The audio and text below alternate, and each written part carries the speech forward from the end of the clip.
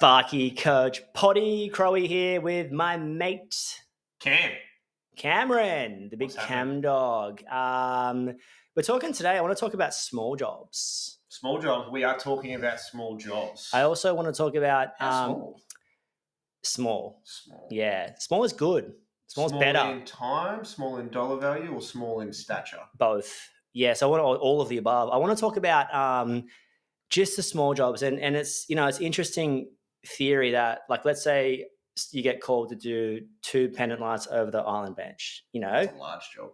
Is that a large job? Yeah. It's usually get done in, I'm thinking like anything under a day. Okay. 70. Sorry. Yeah, anything with 74 pieces of individual glass. You've got to put some gloves on and tie it in there, but don't smash anything. And you're like, actually, this is a non-standard install because there's so many pieces of glass. And like you said on your website, $204 per light point, and you're like, I hope you understand this is not quite a common thing that you phone out going like, this is what a common one looks like. This is non-standard. And they're like, and then all of a sudden they stop speaking English. Yeah. And they're like, this chandelier is from the depths of Positano.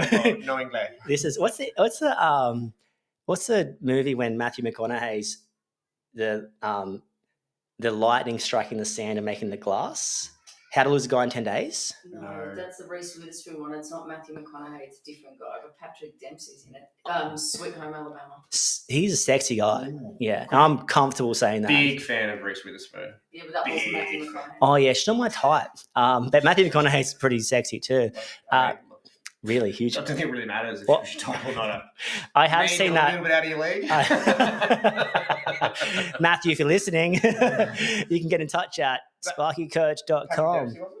He's one of the guys, but the blonde guy is a different guy.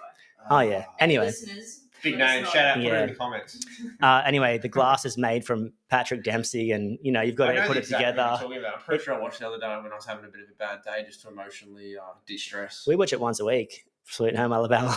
Anyway, so I want to talk about a small job. You put a couple of standard pendants in over a standard island bench, and it's tradie apprentice team for 6 to 8 hours, and you got to get your cables over in your standard house with your standard pants, with your standard wife, and your standard kids, and your standard life, and your standard car, and you're just like, this is standard. Everything's standard, and I'm happy with standard because it fits within my realm of expertise.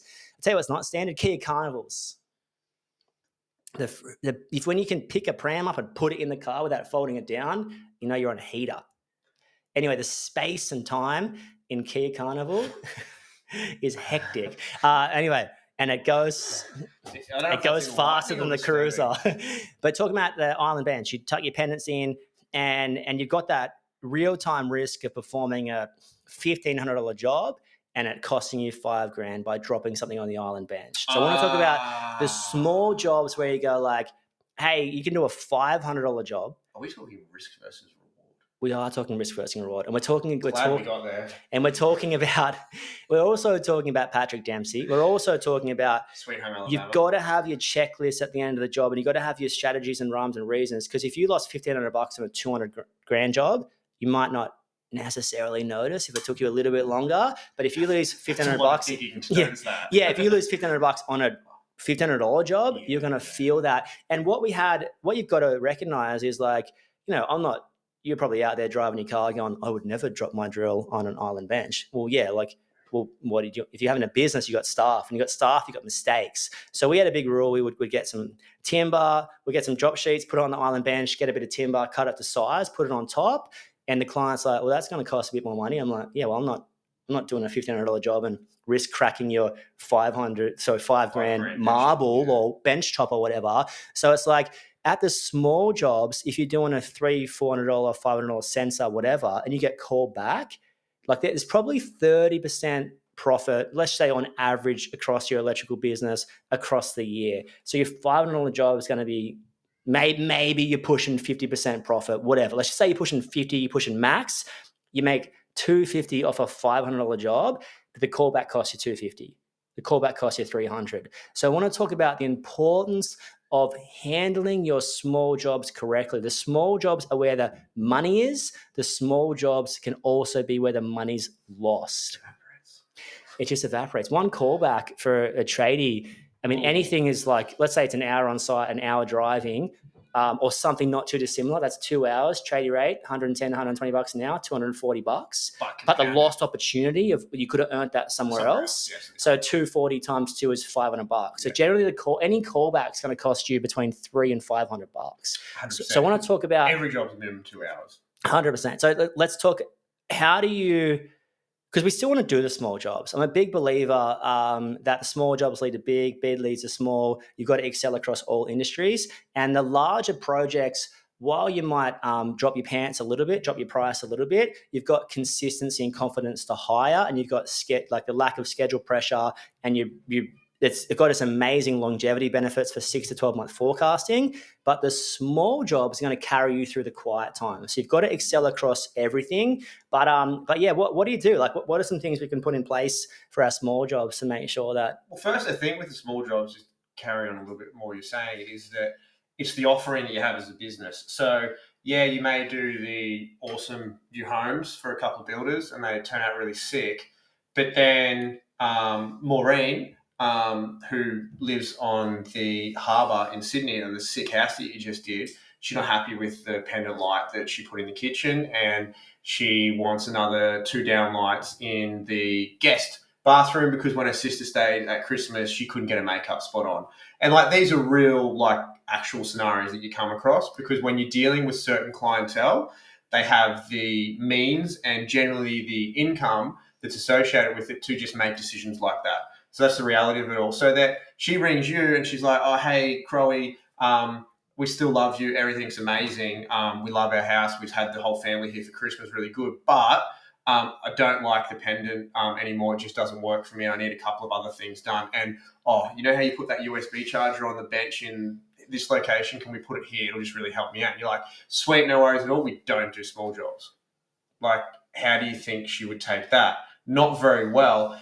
When also on that, the builder who she rang first was like, yeah, just give Crowie a call, he'll get it sorted for you. So all of a sudden, you've created a barrier by not doing that to begin with. Whereas if you flip the script on that and you're like, yeah, sweet, sure, no worries at all, you become that full service Sparky, full service business. Well, you let Maureen down, you let the builder down. And Maureen's got some dollar bill, y'all. Maureen's going to buy a property somewhere else. And Maureen's already got another couple of properties elsewhere. And here's the thing, if she gets someone else in, they do an excellent job, and then that person now has a chip in to quote the next one with the builder. So it's sometimes not as black and white as being like, we don't do that kind of work. Not interested. Too busy. Too busy. It's the same thing you see with the service and maintenance stuff as well. Like when, let's say you've got people, I don't offer aircon maintenance or solar maintenance. I'm like, well, so you're risking someone else coming to that site, doing 8 years of service and maintenance, and then getting the replacement system. Not only the replacement system, but during that 8 years, that client knows people. I know people who know people, and I've got all their work too, and I've got all their replacement systems. So sometimes what's seemingly small, and here's the thing, if Maureen calls you and you're like, I'm sorry, Maureen, we can get there in 4 weeks' time, 5 weeks' time. If you're quite aggressive or frustrating to deal with, or you overcook the price to Maureen deliberately because you don't like doing small jobs and it's a bit offensive, guess what Maureen's going to tell? The builder and the friends. She's going, hey, I got this quote. And I really want to encourage everyone, you just be careful. Lost opportunity, I think, is the easiest. It's a missed opportunity. Yeah. So small jobs, I think it's really, really important that you understand. I'm not saying you want the best person on your small jobs, but I am saying you want a great person on your small jobs, but you need a leave site checklist. So it's like, has everything been tested? Has the dimmers been tested? Has the free to air been tested? Has the data been tested? The client been run through how to use it? Yeah. Is there anything that's gone wrong here? I was a massive believer. You've got it. If something goes wrong, you have to know, because we've all been in that position. You get that 5 o'clock phone call and they go, oh, so what happened to my wall? And you're like, what? Yeah. What do you mean? And it's so embarrassing. So I was like, if anyone makes a mistake, you've got to tell me so I can call the client. Then I'm having a front foot conversation, a back foot converation. Everyone loves a back foot conversation. Yeah. I'm sorry, baby. I didn't mean that. Can I just give a real world example of that? So a mate of mine, Dan, Tyler, really good fella, lives up at the Sunshine Coast, did a tiled a house for the holiday home for a couple from Sydney. Loved him, thought it was brilliant. They then renovated part of their property in Sydney, and they're like, Dan, we just want you to do the job. And he's like, I live on the Sunshine Coast, you live in Sydney. They're like, yeah, we know that. So what we're going to do is you tell us how long it's going to take you to come down here. Tell us how long the job's going to take, and we'll sort out the accommodation for you.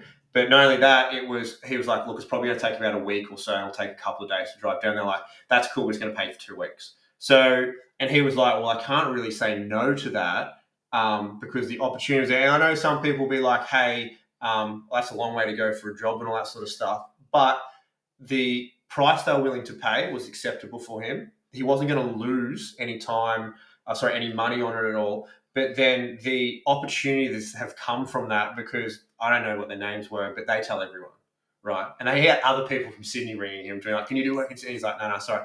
But in turn, he's got more work out of it on the Sunshine Coast. So that's just a real world analogy, like a real life story, and it's pretty extreme. I get that. Of we're helping out the client we're not helping out, but being able to help out with the repeat client and how it's benefited him in the long term. Oh, we used to fly to Melbourne for a student accommodation with an IT company. Yeah. And was it desirable? Did people want to go to Melbourne? Actually, the guys did. They went into Urban Surf in the morning and got some waves in and bits and pieces. But they that was such a good offering because if someone's willing to pay it and you've estimated the cost and you've got some buffer in there, they're paying food, comm, bits and pieces. Sometimes you just got to do what you got to do. But I want to encourage everyone with your small jobs, let's have a checklist. So has everything been tested? Has everything been communicated? Is everything in working order? Was anything damaged? Has a Google review link been sent? Like you need a checklist. There's probably 10 things you got to tick off to close it. And then it's like, is there any variation got communicated? All that kind of stuff needs to be done. Checklist is so important. Say this all the time. Sometimes we're doing the easy things hard and the hard things easy, right? This checklist would take you 5 to 7 minutes to write.